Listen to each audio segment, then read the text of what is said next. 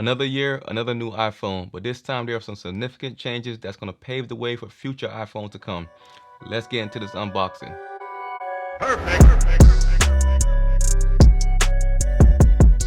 Okay, so this is the iPhone 12. This is the T-Mobile version. I got it in green. And the big thing is 5G.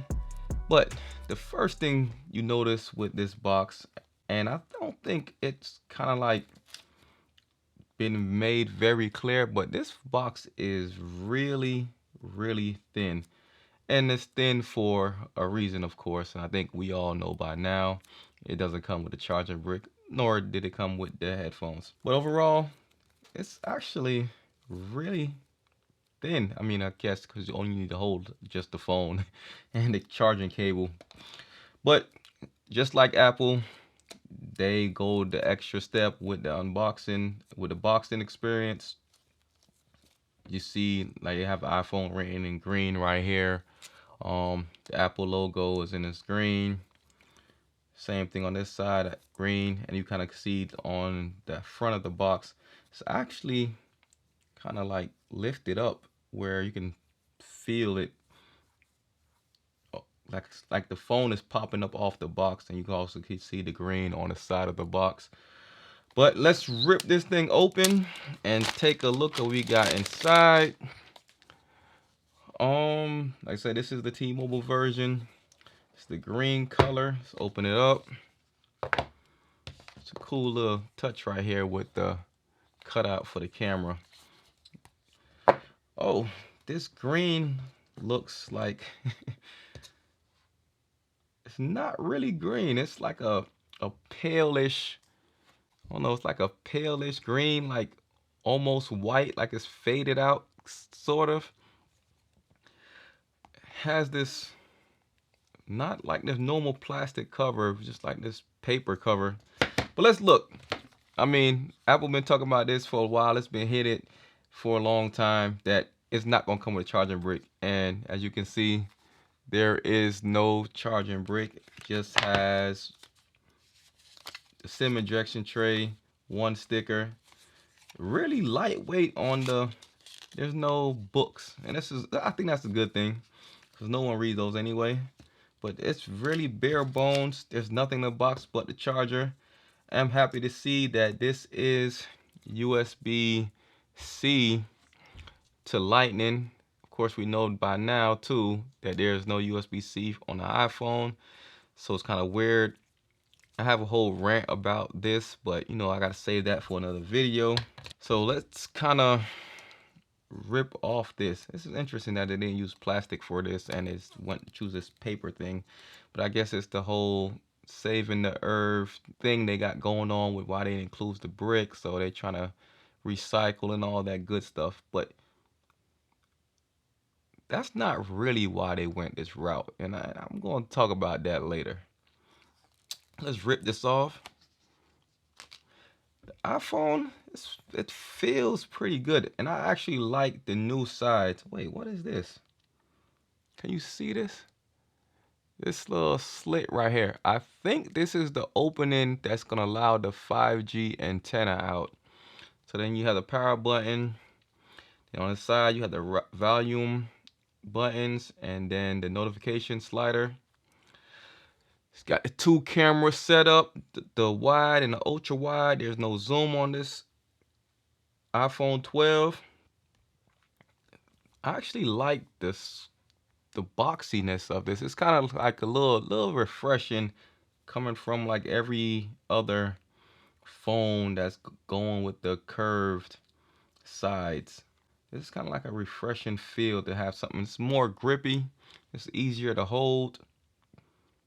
I actually like the feel of this. It's, you know, it brings back the old iPhone 5S. This is back in the days I wouldn't near touch an iPhone, so I didn't have that iPhone.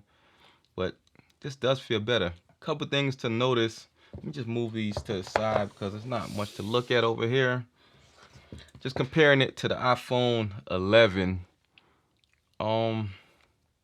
Definitely could tell from the rounded corners of the rounded edges of the iPhone 11 compared to the iPhone 12. And it's actually a little smaller too.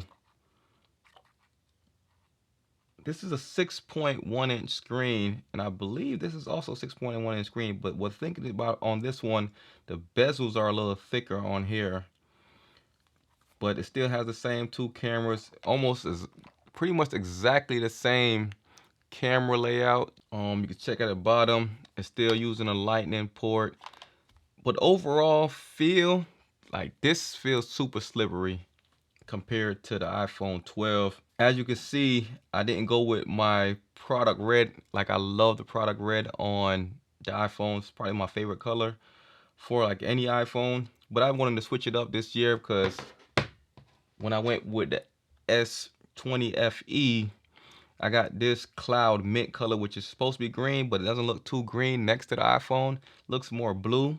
And now the iPhone looks a little more green sitting next to this, but I did want to switch it up and get something different other than my normal product red. But let's power this thing on and set everything up and like really check everything out. All right, so I'm gonna go through the setup process on this and I'll be right back. Okay, I'm done setting up the iPhone, and the first thing I did after setting everything up was run some 5G speed tests, and this is getting some pretty impressive 5G speeds. If you can look, see, was pulling down over 200 megabits a second. That's pretty impressive.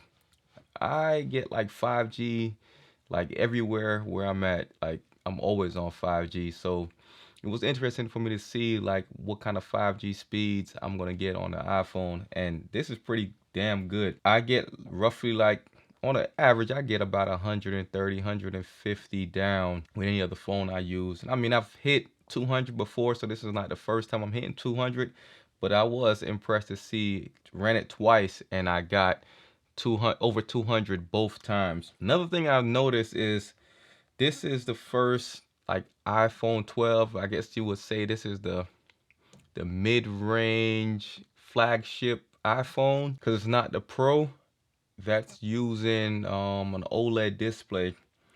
It looks good, don't get me wrong, but it doesn't seem like it looks that much better than the LCD display on the 11. I mean, both looks good. Both are nothing to complain about, but I don't think it looks that much better, really. iPhone displays always look good. I mean, it's not a Samsung display, but their displays always look really good. Even the LCD looked really good, but now having OLED on the base level iPhone is a really big plus, especially around keeping the phone at the same price. And they also bump the resolution up. I think it was that was like a 760p, I think, for the normal iPhone 11, and now it's running at a 1080p, and on the Pro it's running at 1440p. So there's a bump there, but yeah, the screen looks good, but it's not like that much better to me than the iPhone 11. One thing I did notice too, it does feel a lot smaller. The green doesn't pop as much. The A14 Bionic chip that's in the iPhone 12, I can tell it's there. It's a little more snappier than the iPhone 11. The lack of a 90 hertz or 120 hertz display is very, very noticeable. iPhone is traditionally just very fluid and fast, so it's not like it's laggy or anything, but you can tell it doesn't have a 90 hertz display. Like, you can easily tell just swiping through, scrolling through. It's not a 90 hertz display. It's fluid, it moves, it's snappy, but it's just not 90 hertz and it's not 120 hertz. Not having USB-C, you would think by now they would have added USB-C. I got some thoughts around that, and I'll discuss that with my MagSafe unboxing and review. But yes, one of the new features is that the iPhone now includes the MagSafe, where it has the little magnetic parts in here where it connects to the wireless charger. I think that is a genius idea. I have a lot of thoughts on it, but very genius idea. Let's see what the camera's looking like. Continue. really green in my background. I mean, iPhone cameras have always been good. What am I going on here? iPhone's cameras already been good. I'm probably gonna test it out a much more before my full review. But yeah, the cameras is good. I mean, I ain't expect anything less. It's only missing, I think, the zoom camera. Other than for the Pro, it's only missing the zoom camera, but it does have the ultra wide and the wide camera, and both have night mode on it. HDR video, it's an interesting new feature. A lot of people use the iPhone now to like do YouTube videos, post to Instagram, whatever. HDR video is an interesting addition because it shows the capability and the power of the A14 processor. But where are you gonna play HDR videos at? I mean, yeah, you can play it on the iPhone, but does Instagram and stuff like that even support HDR? So I don't know how far it's gonna take you for like the normal person using that to record, but it's cool that it's there. Other than that, iPhone, it's an iPhone. iOS, I really like iOS. I've never been a fan of iOS, but iOS 14 has really like grown on me just for the fact that you can add widgets, which gives you just a little bit different appearance from the normal iOS. Having the app library, even though it's a little confusing the way it just randomly place your apps, it's still a nice addition. It's still not that customizable, but I think Apple is finally getting there, that's seeing that their customers want some more customization. But not gonna keep rambling on with this unboxing. I'm gonna just run through some more tests and have a full review coming out soon. But that's it. Thanks for watching. This was another Joe Tech Talk. Catch you in another one.